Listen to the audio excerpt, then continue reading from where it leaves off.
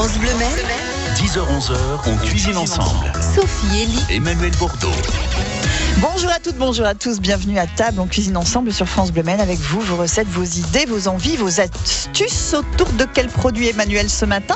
Deux produits, on va dire, l'huile et le safran. Choisir son huile, pour quelle recette, ça c'est important. Et puis il faut aller vraiment dans une vraie sélection. Et puis moi je vous parlerai des huiles qu'on peut aromatiser. Ça peut être au thym, à l'ail, au romarin. Ça peut être de l'huile pimentée, vous savez, pour les pizzas. Et on peut aller jusqu'à l'huile à base de crevettes ou de langoustines pour des plats poissons, ça c'est formidable. Eh bien pourquoi pas, il sera question aussi d'huile d'olive au pluriel, mariée au safran par exemple, pour un bel échange à la table de France Bleu Maine. Vos questions, vos recettes, votre avis, appelez-nous 02 43 29 10 10. On cuisine ensemble sur France Bleu Maine. Le safran bio de Saint-Célerin, le safran de Vologe avec Sophie Suire. Bonjour Sophie. Bonjour tout le monde. Bonjour. Pour le safran avec Sophie ce matin et pour les huiles, ce sera avec Jean-Franck L'Enfant, le chef graffiti. Je lui dis pas encore bonjour Emmanuel. On va juste se dire un petit mot parce que dès lors qu'on va donner la parole à Jean-Franck, après on n'aura plus tellement d'espace pour nous. Voilà, alors allez-y si vous avez quelque chose à dire Emmanuel. J'ai quelque chose commencez. à dire. Il faut aller sur YouTube parce que vous pouvez plus le revoir en replay, les carnets de Julie en Sarthe avec le chef graffiti qui nous propose une tarte magnifique. Alors c'est pas vraiment une tarte de saison parce que ça a été tourné plutôt en septembre dernier, mais ne serait-ce que la pâte aux amandes signée chef graffiti dans ce documentaire qui parle pas que de ça.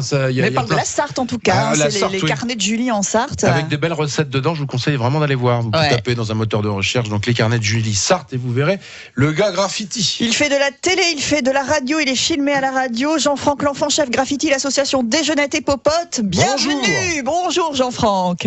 Coucou, c'est moi le gentil hibou. Ah oui, voilà. Alors ce matin, il est en mode hibou. Je ne sais pas pourquoi. Quel rapport avec les huiles, les oiseaux, tout ça, d'accord. Il y en a qu'un, mais c'est les comme arbres, ça. À la limite, c'est bizarre. Oui, j'ai pris un café là, au comptoir de France Bleu et soudainement, j'ai commencé à rigoler tout ça. D'accord. Tu vois ce qu'ils ont mis dans le café. Sophie, vous avez bu un café aussi? Pareil, mais ça m'a pas fait l'effet. Non, alors vous avez l'air tout à fait normal. Ça va bien, ça va bien. Je me demande si c'est pas une question de personne plus que de café. Non, mais il est très gentil. Vous le connaissez, vous connaissez tous les deux. Ah oui. Le safran, voilà un produit d'exception qui doit vous plaire, Jean-Franck aussi. J'utilise ce bon safran justement déjà depuis l'année dernière et c'est bien sympa d'avoir du safran sur place, haut de gamme en plus.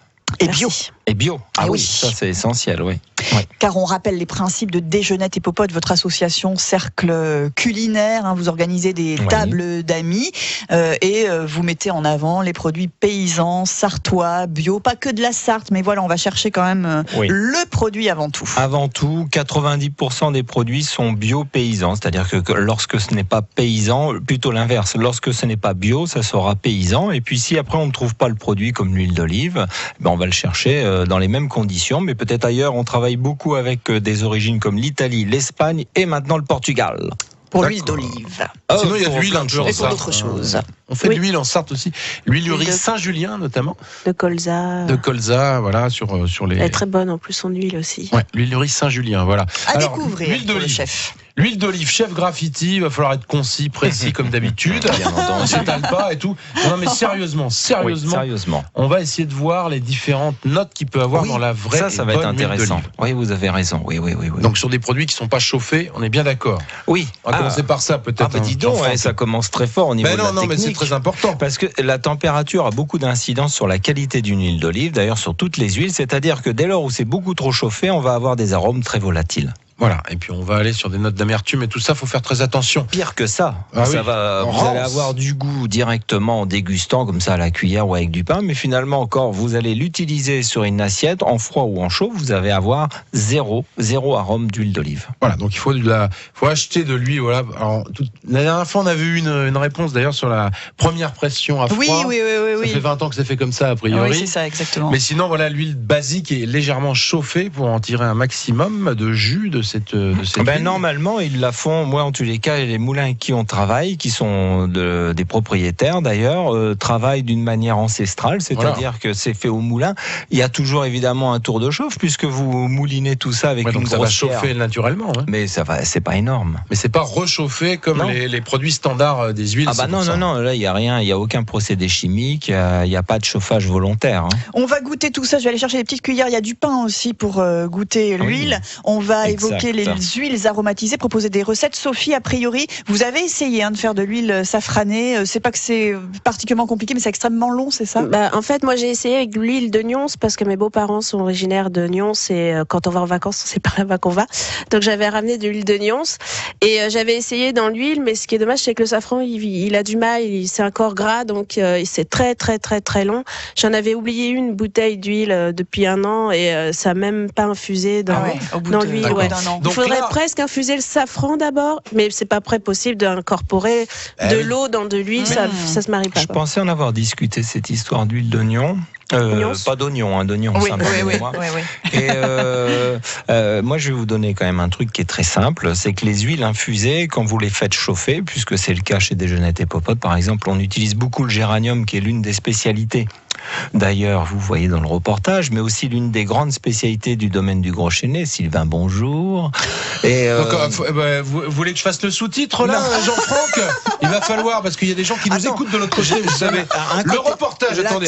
L'axe technique de l'huile à chauffer, de l'huile à infuser, c'est qu'il faut surtout pas monter au-dessus des 65 degrés. Pour l'instant, on s'arrête là. Oui, mais il faut chauffer un peu. Vous l'aviez fait, Sophie? Moi, j'avais essayé, mais en fait, comme il fallait d'abord faire infuser le safran pour qu'il commence à se ramollir, on va dire, parce que comme il est sec, il a du mal à vouloir qu'on pénètre dedans. Donc j'avais essayé à côté de le faire infuser d'abord pour qu'il se dilate, mais après ça avait vraiment du mal à se mélanger avec. Alors après, il faudrait peut-être que tu donnes des conseils. On va faire un essai. Jean-Franck qui va faire un essai avec Sophie, pas de problème. On en garde un petit peu pour la suite de l'émission quand même ou pas? Oui. Et on se retrouve dans un instant. Si vous avez des questions à poser sur le safran, sur l'huile ou des recettes à nous donner, vous nous rejoignez tout de suite. 10h, 11h. Emmanuel Bordeaux, Sophie et Elie on cuisine ensemble sur France Bleu Maine. Non, mais d'habitude on est deux à animer, donc voilà, quand on vous parle de la musique qui vient de passer, on le dit à deux voix avec Emmanuel Bordeaux, sauf qu'il a la bouche pleine. Je goûtais les huiles. Le petit goût. Pas que de l'huile. Et elles ne sont pas toutes douces, justement, ces huiles. Non, ça va être l'intérêt justement de la diversité de ces huiles d'olive que vous nous avez amenées. Jean-Franck, avant on a commencé par un petit feuilleté pomme qui sortait du four. Ça c'était juste pour le plaisir. Merci. Super bon. Et puis là on goûte les huiles. Alors Sophie, le feuilleté très bien. Nickel. Impeccable. Puis les huiles. Alors c'est dommage parce que moi je suis un petit peu enrhumée. Ouais. Alors du coup, mais j'ai ressenti surtout la deuxième huile. Alors après il va nous en dire plus, mais. Nous avons 4 huiles. Vous voulez que je vous parle des huiles? De ce que vous avez goûté, la première huile, vous avez ressenti quelque chose, Emmanuel, qui est exact. Extrêmement fruité. Le fruit. Voilà. Beaucoup de fruits. Puis évidemment, ça pique un tout petit peu à la fin, sur la gorge. Ça, c'est normal. C'est parce que l'huile a été récoltée récemment ou dans l'année. Donc, ça picote. Après, ça ne picote plus du tout. D'accord. Voilà. Alors, ça, c'est une huile qui est typique d'Espagne. C'est une Arabequina. C'est l'olive qu'on retrouve fréquemment en Espagne. Et elle est très douce, en théorie. Oui, c'est ça. Moi, je la trouve fruitée. douce sur la langue quand vous la goûtez. C'est assez gras, c'est doux, c'est fruité. Et surtout, ce sont des oliviers qui sont encore assez jeunes. Donc, du coup, on n'a pas beaucoup d'intensité, de force. Voilà. La deuxième huile, vous l'avez trouvée comment? Moi, je ne l'ai pas encore goûté. Alors là, c'était vraiment le goût. Alors, c'était fruité, mais j'avais l'impression de croquer dans une olive, quoi. Oui, pareil. Dans une olive verte, à l'apéro, là, vous voyez. Mais vraiment de bonne qualité. On sent la qualité après de l'olive. Oh. Et c'est beaucoup plus fort. Il y a de l'amertume aussi un peu. Parce que là, et l'amertume. Et oui, là c'est beaucoup plus fort là déjà. Et voilà, parce que là on est sur des oliviers qui sont déjà beaucoup plus âgés. Ah oui. Attendez, vous n'avez pas goûté la troisième. Elle pique un petit peu celle-là. Vous allez voir la troisième. Et donc là on est sur Cordoue, on n'est plus sur Alicante en Espagne. Et donc c'est une propriété qui est très particulière à Cordoue puisqu'ils ont un cahier des charges qui est celui de Baena, qui est une huile d'olive vraiment propre à Baena au niveau de sa composition. Hormis que là c'est une 100% picual. C'est l'olive que tout le monde recherche aujourd'hui. Pourquoi? Parce qu'elle apporte énormément d'intérêt nutritif et diététique. Ah bon? Ah oui. Ne m'en demandez pas plus. Je ne suis pas ni diététicien ni nutritionniste. Donc, moi, je sais qu'elle est très forte et on l'utilise également, évidemment, dans d'autres pays, notamment en Italie. Et justement, on y arrive, transition faite. Là, on est totalement dans une transition naturelle. Qu'avez-vous pensé De la troisième. De la troisième huile. Alors la troisième, elle envoie. On est sur. J'avais l'impression que c'était presque une huile Génial, aromatisée.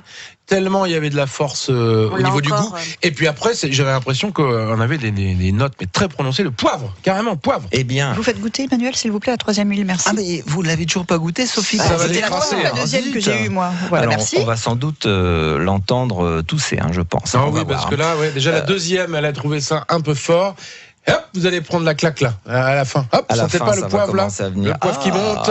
Aïe, aïe, C'est aïe. moins puissant que sur la deuxième, j'ai trouvé. Ah moi. oui, pourtant. Ou alors c'est peut-être plus lent. Alors, Ça monte plus voilà. lentement. Vous avez un peu raison, Sophie, parce que là, il s'agit justement d'une picuale, mais non pas d'Espagne, mais d'Italie. Et là, elle est faite sur les Pouilles. C'est une petite propriété qui fait également des fromages avec qui on travaille, qui fait quelques viandes. Et cette huile des Pouilles est magnifique, elle dans est cette remarquable et très magnifique région fruitée. d'Italie où on fait notamment Voilà. les appos pour attirer les animaux.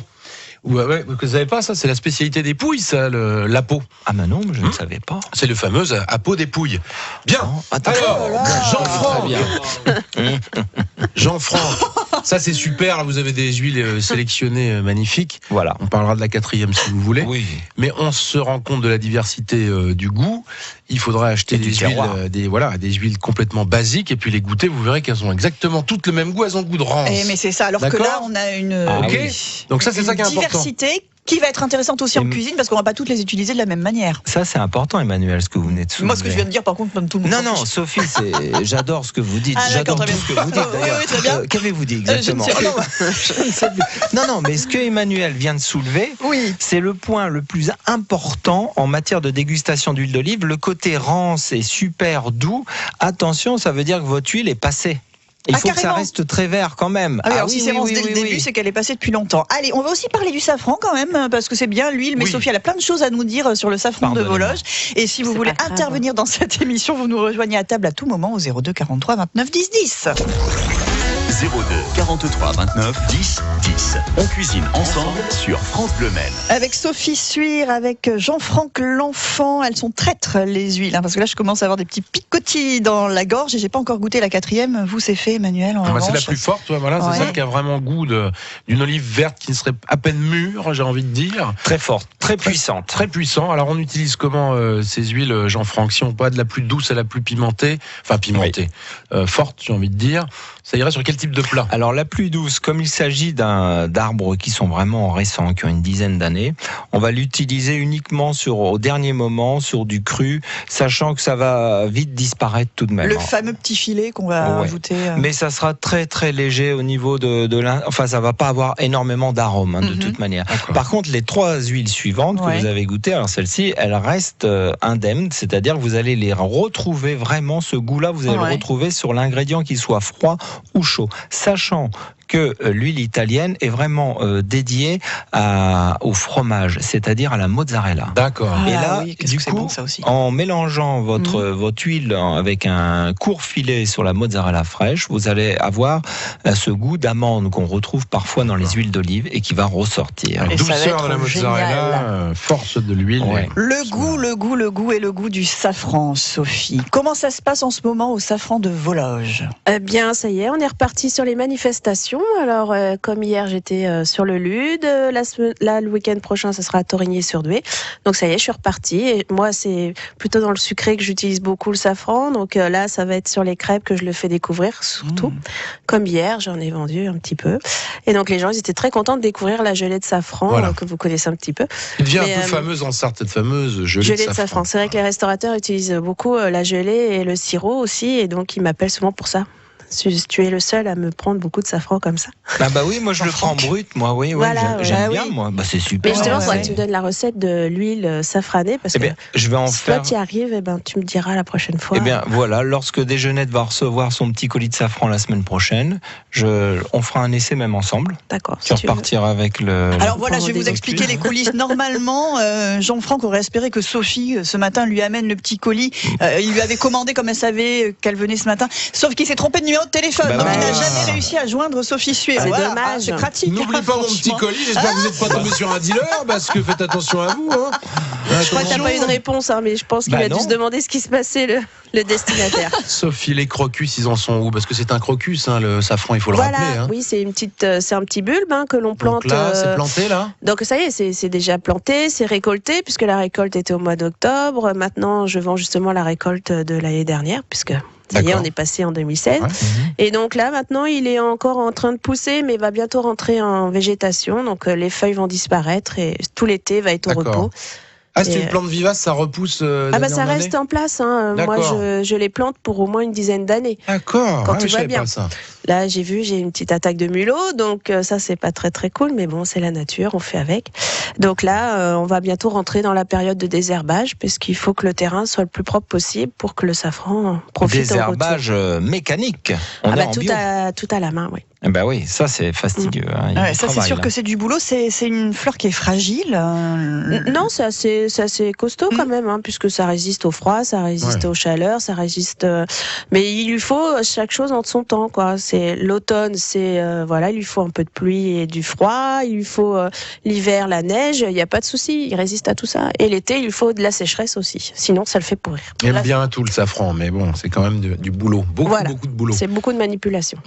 Et d'où d'ailleurs le prix de ce produit qui Évidemment. reste Ah un oui. prix assez élevé. Voilà, c'est un produit un Rappelez-nous. peu de luxe. Combien de Bah, fleurs pour c'est- 1 gramme? C'est 200 fleurs pour 1 gramme sec. Voilà, oui. C'est vrai que ça perd 80% de son taux d'humidité, donc tout de suite ça fait beaucoup moins. Quand on l'a dans un petit pot, ça fait pas beaucoup. Et beaucoup les gens me disent ah là là, mais oui, mais c'est cher. Mais, Ouais, bah oui. mais il en faut très peu aussi Mm-mm. dans la cuisine, donc c'est ce que j'explique sur les manifestations que je fais. Et on récupère pas toute la fleur, évidemment, c'est que Eh ben le non. pistil, c'est ça? C'est ce qu'on me dit. Ah oui, mais avec toutes les fleurs. Mais j'ai dit non, il faut garder que Ouais. les 3 stigmates qu'il y a Et sur voilà, la fleur. et voilà. Il faut réexpliquer tout ça, c'est important. Mais bon, c'est ce important matin, aussi de le de rappeler. ça à la Absolument, main. absolument. Tout se fait à la main. oui. Et puis comme pour les huiles dans les supermarchés, ou enfin dans certaines huiles dans les supermarchés, pareil, le safran, on peut trouver du faux Ah safran. Ah oui, non mais ça aussi c'est C'est le important de le dire. produit le plus C'est il y a très un nom. frelaté, oui. Voilà, le plus frelaté au monde, quoi. Moi, ça me fait rire quand les gens reviennent du Maroc et disent tiens, regarde, j'ai ramené un sac de safran. Le gars, ouais. je l'ai Ouais, arnaqué, ouais. hein, 25 €. Ah bah tu Et penses. sauf que c'est pas du Mais c'est safran. pas du safran. Eh oui, c'est ça. Bah, alors, faut Pas se tout à méfier. Faut acheter, bien sûr, surtout pas la poudre.